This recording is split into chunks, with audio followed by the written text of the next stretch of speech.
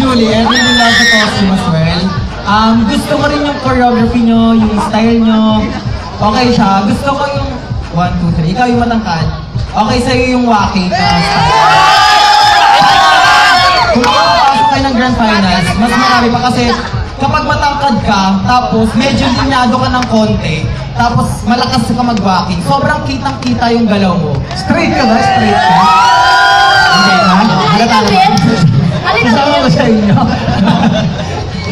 Tapos yung dalawang girls, high school kayo, college na. Elementary pa lang kayo. Ay, ang bata nyo pa, high school. Anong year mo natin? 4th year. Yan, audition kasi tas Manitas Company. Sabi ko nga kanina, napaka-pleasant ng mga babae. Hindi kayong mapag-aral ng college, katulad ni Alan, nakagraduate ng college dahil sa pagsasayaw. Ako, pinipilit ko pa.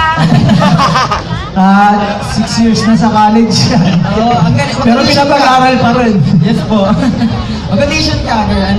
Okay siya, ang ganda ng galaw mo, mag-improve pa yan. Lalakas ka panalo if you wanna try yung group namin, yung Das Marias Company. Tapos overall, wala akong masabi. As of now, so far, kayo yung pinakamataas na score. So, good job!